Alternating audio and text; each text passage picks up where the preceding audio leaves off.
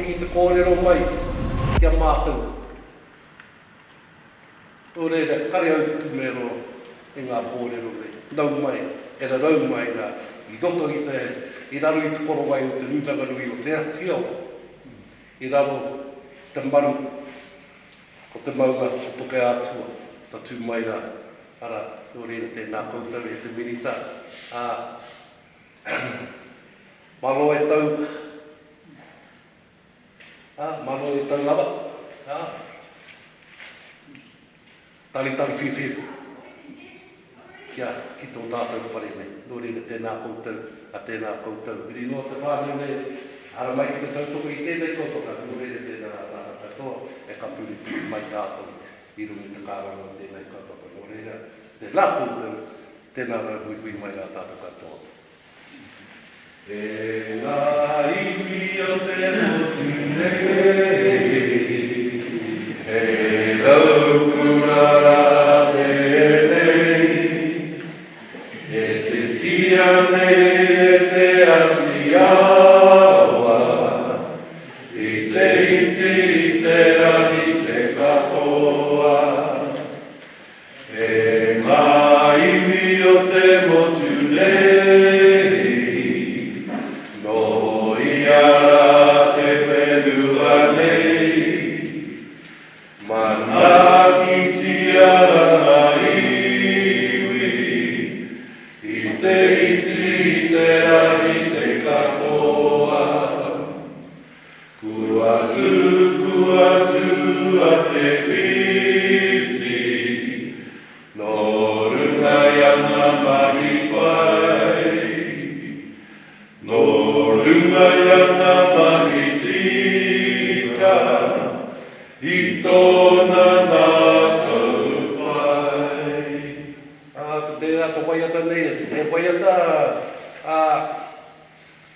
nā te whiwhi oronga mai me o nā kōrero. Kōrero mahi pai, mo te iti, mo te rahi, pēra hoki te mahi o mātou nei o te runanga nui. Mo te iti, mo te rahi, mo te katoa. Nō reira tēnā koutou, a tēnā koutou, a kia ora whiwhi mai rā tātou katoa.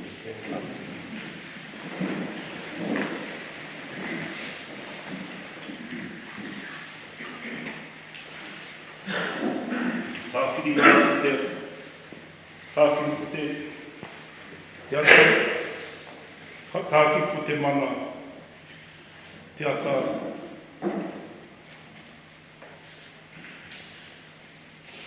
te atua.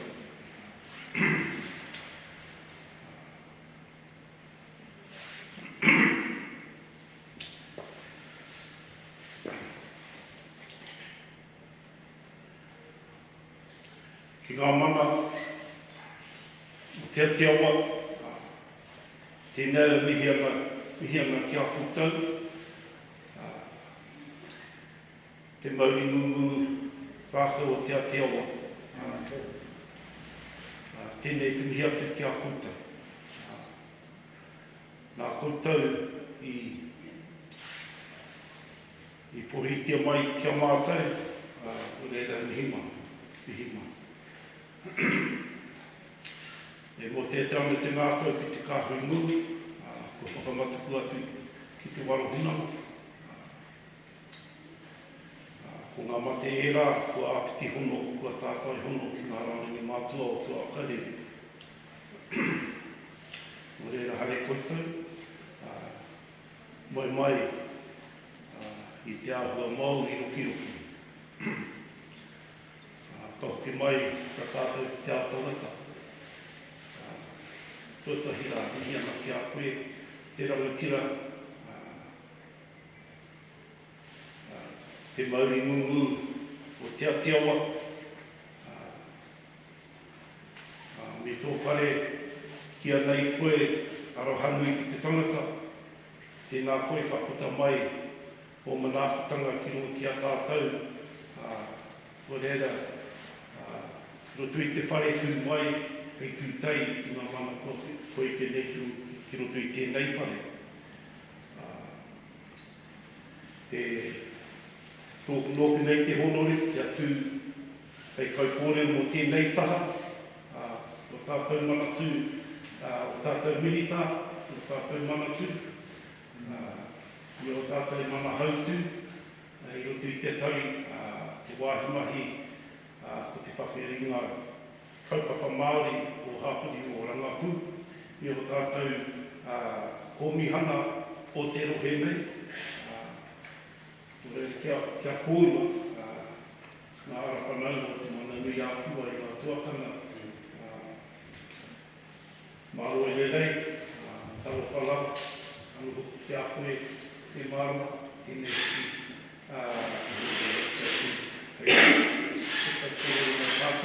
tēnei kaupapa whakahirahira. Nō reira, tātou katoa, i anu te ako tau, tēnā koutou, tēnā koutou, kia ora hui mai tātou katoa. Te aroha, te whakapono,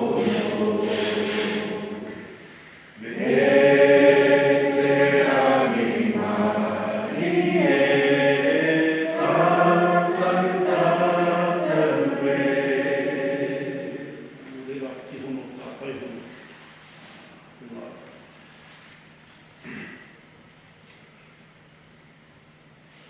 Ngā mate, pitu ati hono ki a rātou ngā mate, ati hono tātou hono ki a tātou nei ki hono ora. Tēnā koutou, tēnā koutou, ki ora hui mai tātou tātou.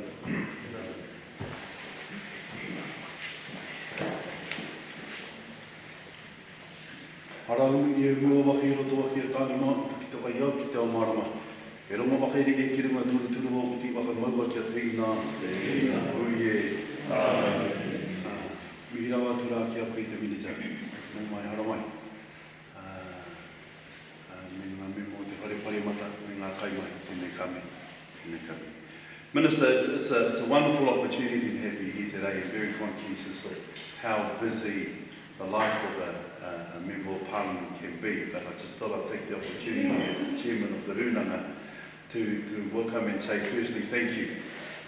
Thank you and to Mamau and to the organisation, particularly through the COVID, and particularly the support that you've shown to the Runanga, Te Runanga Nui o Te Ateawa, and a lot of the work. And Mamau, you've been a huge support for us, connecting us and enabling us to support not only just our local marae, but the marae and Wainua Māna, Porau Nui, Orongo Mai. And so, Minister, we're very thankful for that. And one of the, and we hope that this continues. And some of the things that we're doing here for our rangatahi, we have the Te Pai Oranga, which is the iwi justice panel here, and that part out of that, a lot of them are minor offences, with most of them they haven't upgraded their driver's licence, which is a huge thing. And so part of their sentencing here is actually going onto a course, and it's led by Kunga here, and some of the staff, and what we're seeing is the confidence that they're gaining, or particularly those who have never left school without a certificate. To achieve a licence is very huge for them. And so we see the change in their way of learning. But also, secondly, ministers, that over the last 18 months, 2 years, we've been working very closely with our whanau Ngāti Tō and the development of tākaihere with various government departments. And one of the government departments on the radar, as we've been working very closely with Oranga Tamariki, is the Ministry of Social Development. I just wanted to share that because Marama would be very interested in moving that phase forward, and I understand that Helmut's had some corridor with that, and I've also expressed it with Debbie as well. So, Minister, on behalf of Te Runanga Nui o Te Ateawa, welcome. And as Konga mentioned, in terms of who is it that we serve, when he mentions I te itarahi te katoa, it's the young, it's the old, it's everyone within our tribal takiwa. So we're very excited to have you here, and it's always great to members of Parliament coming here, utilising what we got. And I'm going to take the opportunity to know that you're the Minister of Cultural and Heritage. As you can see, we have a strong cultural heritage. I've just come off the line with Creative New Zealand. I had to give my apologies to Karen and say, look, I'm coming down here. I joined the board meeting once we're finished here. But also, we have a Pātaka Kai just around, and hopefully that Kānahi and some of the team you may get the opportunity just to view some of the work that they're doing. So, other than that, Minister, thank you very much. This is an opportunity for if you wish to say a few words. I know you've got an interview to go very shortly, so there's the opportunity to get a minute to tēnā.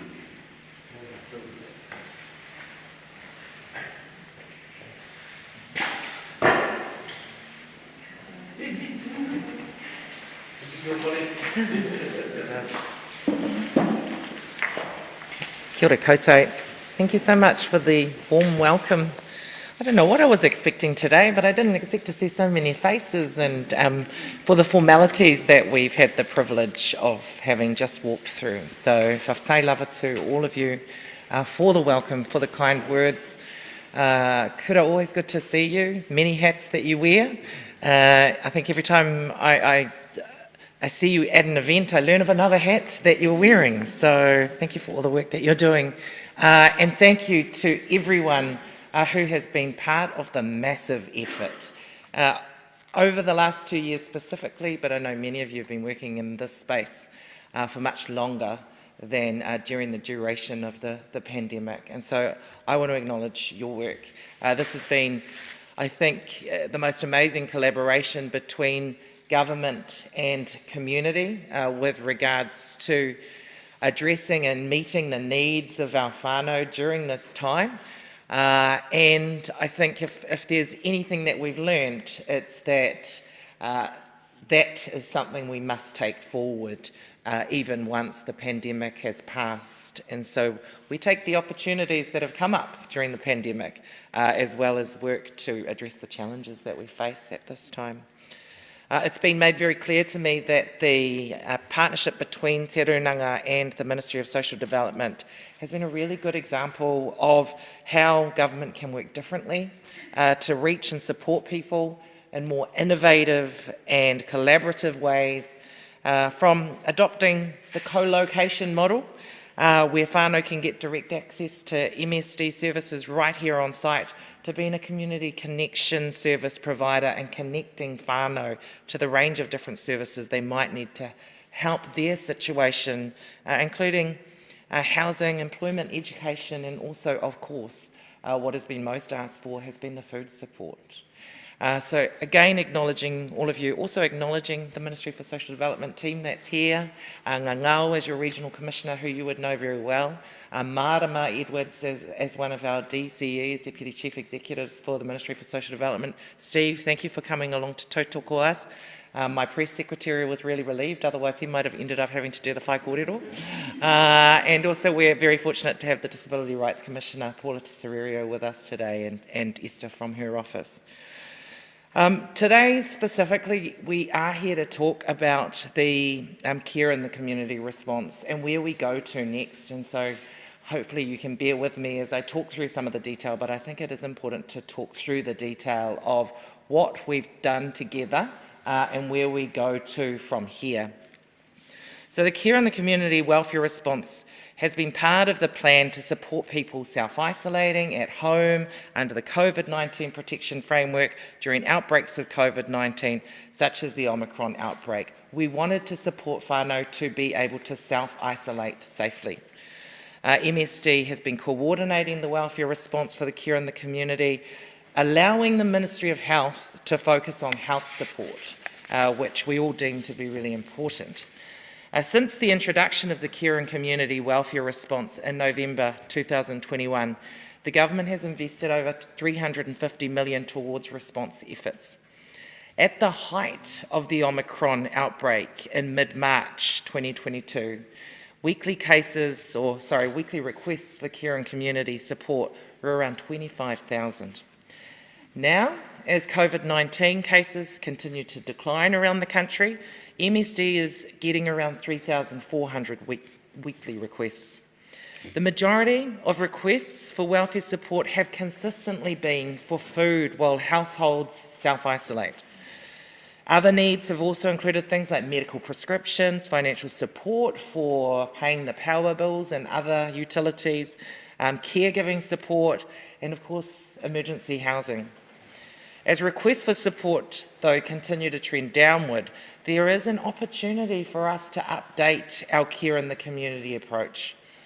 Our immediate response to Omicron focused on supporting mass numbers of people to safely self-isolate, and now, as demand for this support is lower, we're able to support a broader range of circumstances for people who have been significantly impacted by Covid-19 requirements.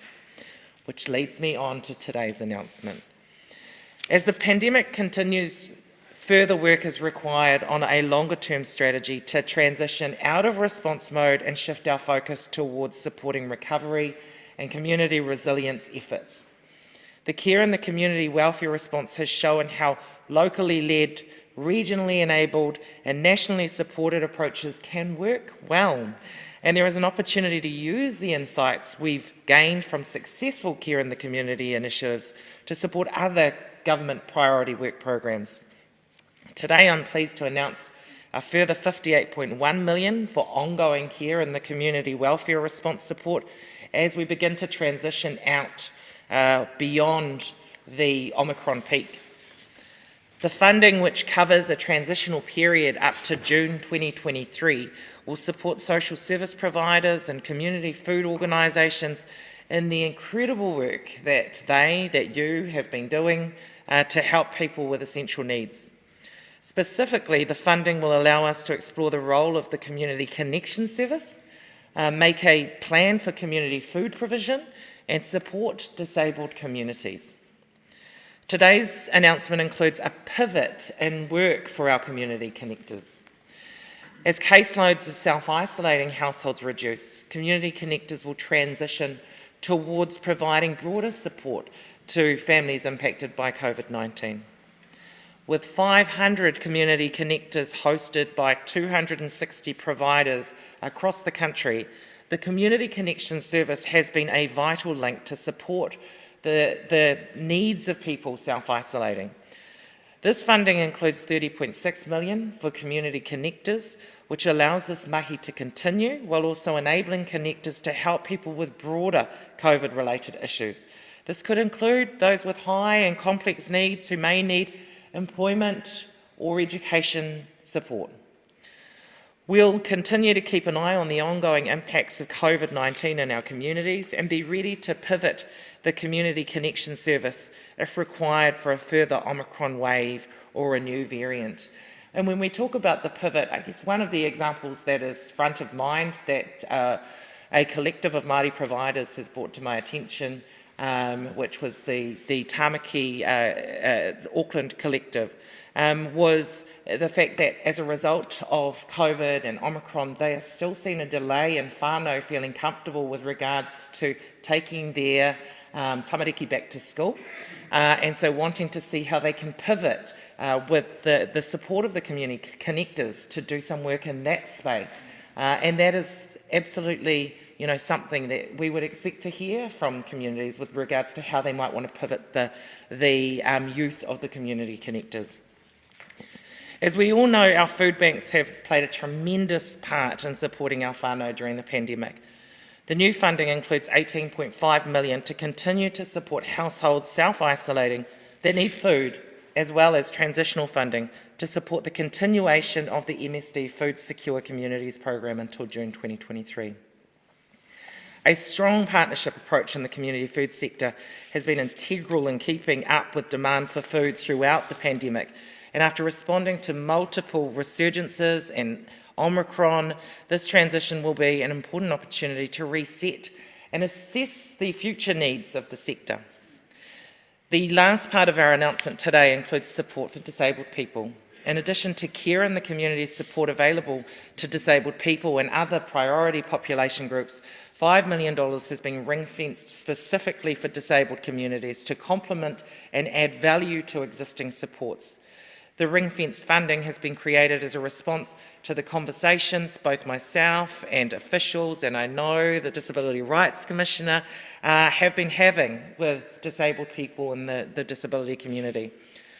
The Ministry of Social Development will work directly with the disability community to determine the best options for specific support for disabled people in line with the nothing without us approach. So not predetermining what might be needed by disabled people, but looking to work with them to decide how that funding can be best used. Can I just conclude by thanking Te Runanga for allowing us to join you today to make this announcement. I want to add that my colleague, your local MP, Ginny Anderson, was talking up the amazing collaboration that has occurred in this community over the course of the last 2 years. And she reiterated to me that she doesn't think there's any turning back from the relationships and the collaborations that have been formed. So that is something good that I think that we take out of COVID as we move forward. Ngā mihi nui to all the whānau here and for your important contributions to the care in the community mahi alongside the other social service providers around this particular region and across the country. Whaftai lava for allowing me to make this announcement here today. Thank you.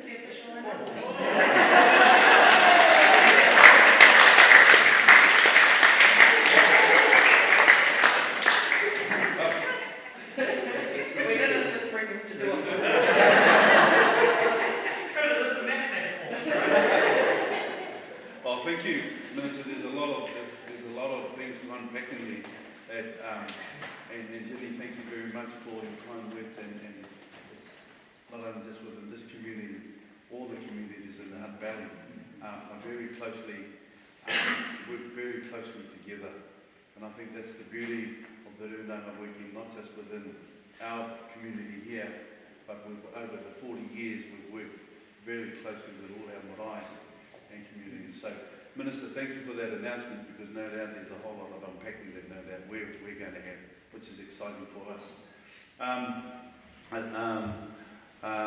I think that kind of wraps things up, but I just thought we'd take the opportunity, Minister, because you might get Carnegie and some of the team to just show you around some of the work that they've been doing out in the community, and just particularly in here.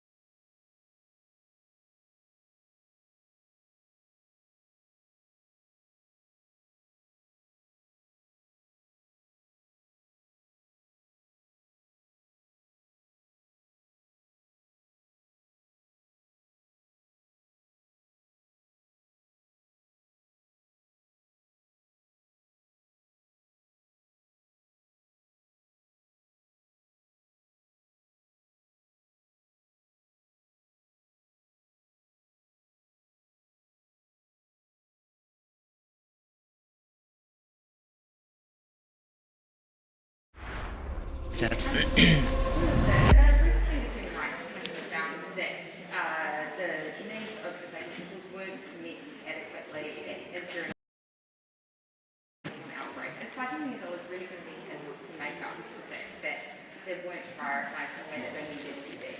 I think what is really clear is that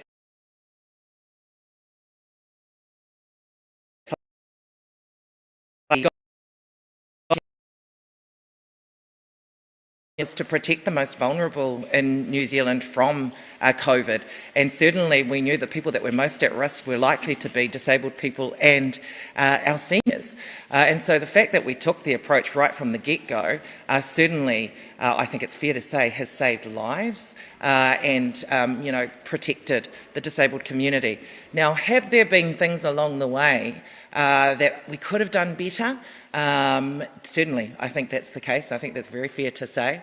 The funds that we've put in place at different points have certainly got to disabled people, but this is a ring-fenced fund, and I think that it's very much needed.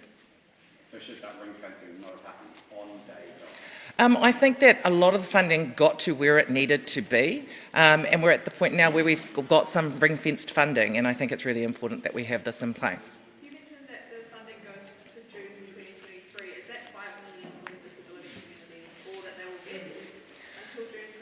That's as part of this announcement. I certainly can't preempt what else might be needed over the course of the next 12 months. I think, as we've all seen, we've had to be very nimble as a government with regards to whatever has arisen, but that's certainly part of the plan for now. There's been a number of announcements, the sort of decommissioning of MIQ, this one as well, shifting or pivoting the focus of the response. We're quite clearly moving away from a very focused or, like you say, in terms of the mass number of cases of COVID, we're moving away from that to a long-term response. Can you talk more about that in terms of that transition and what this means going forward? Yeah, I think a big part of it is listening to the people who are working on the ground, including those here at this particular, at the Runanga, and what they're seeing in the communities and what the needs are. Again, it's the importance of the government being able to be agile and respond to whatever the needs of the time are. Certainly, as I've said, we've moved away from having 20,000 requests for support through the care and community response to now around 3,400. However, that doesn't mean that there's not a need out there. It has just shifted somewhat. And so this funding will allow us to respond to whatever the need is caused by COVID on the ground in the different communities. And so those will be the conversations that are had so we can get the funding to where it needs to be. COVID exacerbated some of those needs in the communities. These were very big needs even before COVID, and those things have gotten worse. Is this funding simply a sort of band-aid for this moment for real needs that are actually going to go on far longer than COVID? It's us responding to what the needs are at the moment. Things like food insecurity have certainly been exacerbated because of the pandemic, but they existed prior to us having COVID. We'd also invested in that area prior to COVID, with our $32 million into the New Zealand Food Network to try and get a cohesive, coherent system in place to make sure that the abundance of food that we have in this country and that work will need to continue, post-COVID or during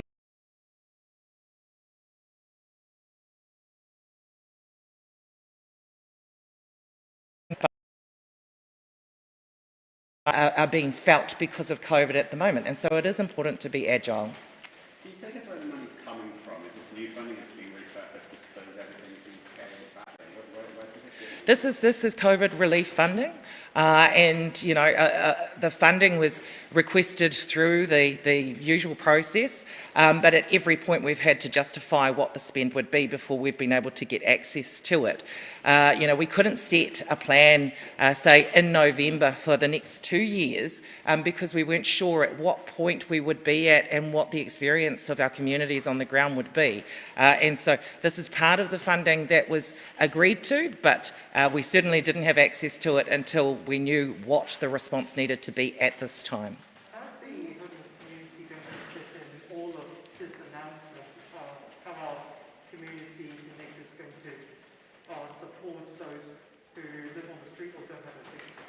Are you able to repeat the question? Sorry. So how is the homeless community going to fit in this announcement, and how are the community connectors in this case going to support those who live on the street or they don't have a fixed address? Yeah, so the community connectors have been working in different ways in different parts of the country, and perhaps, I'm not sure, Kura, if you want to talk about your experience here, potentially with your community connectors in response to housing? Yeah, just as late as yesterday afternoon, we were in a meeting with council about how do we address those needs. So there are people within the organisation here that are actually connecting not only with council but definitely out there in the grassroots with those that have no fixed abode. So it's a continual work in progress.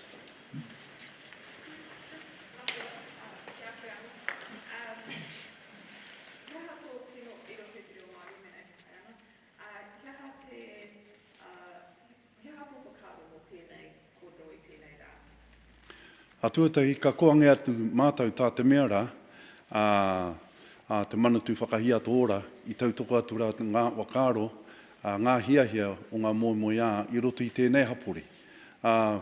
Kareo pēnge te mō io atu rā, mō mai e tehi atu iwi, o tia anō rā ki wānga ki a tātou, ki roti tō mātou takiwā, kei te ko angi, kei te ko ari ana mātou, ki te wakaronga atu rā ki tēnei kātu kōruri I te ata nei.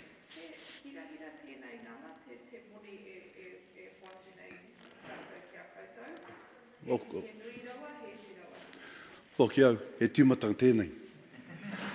Kai te timatanga I tēnei, o tia anō rā, ko te pātainu o ainga nui atu, ko tēnei te timatanga o tēnei pūtia.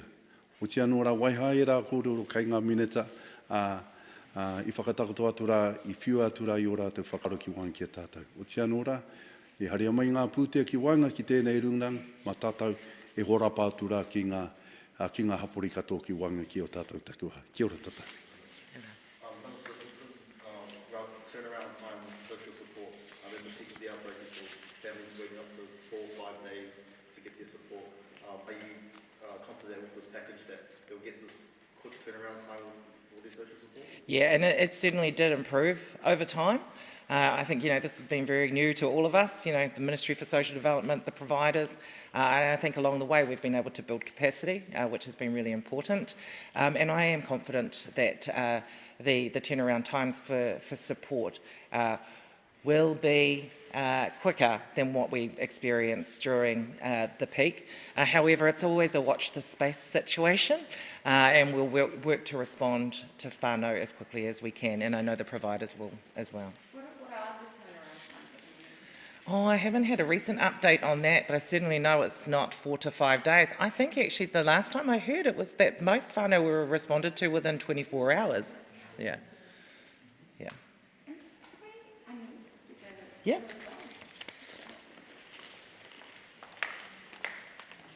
Kia ora tātou. What do you make of this today? This is enough Omicron $5 million up until June 2023? Look, I think a couple of things in response. One, the elimination strategy taken by the government at the beginning of COVID undoubtedly saved thousands of lives and brought great comfort to the disability community. Once we hit Omicron and those case numbers started rising and some of the restrictions eased, that's when it became really apparent that the needs of disabled people responded to differently. And so the government has responded to that and is working through the recommendations that I made in my report. In terms of today's announcement,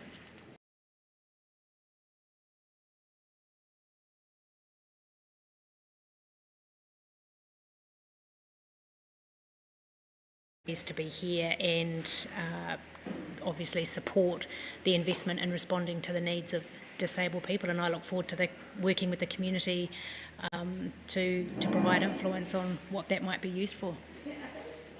In terms of the restrictions easing, so for the general population, right, it's almost like a give with one hand, take together, right?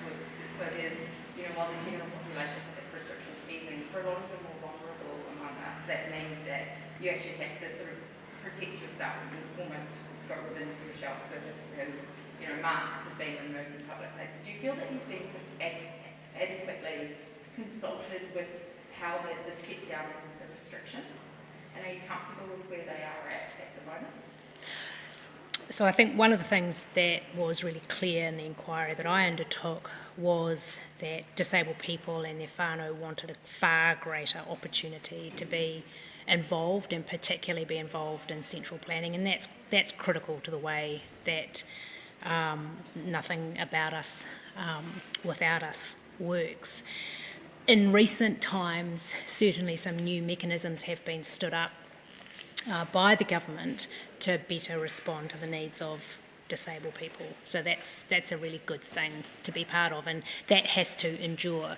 And to your point about restrictions easing, I've talked a lot publicly about this is the time when we collectively need to make sure that we are keeping up those public health measures, so that we are ensuring that those for whom COVID might not be mild or just a flu are well protected. So you will have heard me talking about things like wanting masks in schools and wanting public health measures maintained until we're further down the line.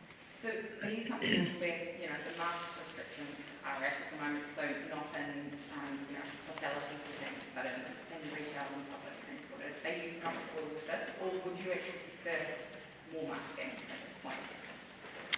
I'm not a public health expert. What I have talked about publicly is wanting to see masks mandatory in schools, and that's really because of the lower than desirable vaccination rates for our tamariki, and while the work goes on to ensure better ventilation and CO2 monitors and things in schools.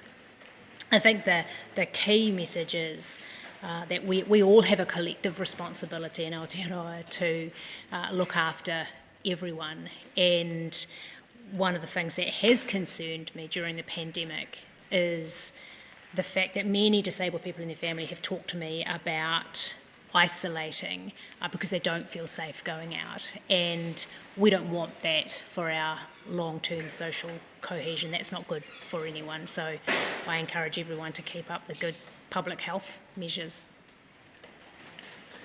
Any other questions? Okay, thank you so much for coming out. Not sure how we're going for time. Yeah, can we do a quick... Okay, we're going to have a quick look around. And thank you, Kura, and also, I don't know if we even told you were going to be in the stand-up. I'll go get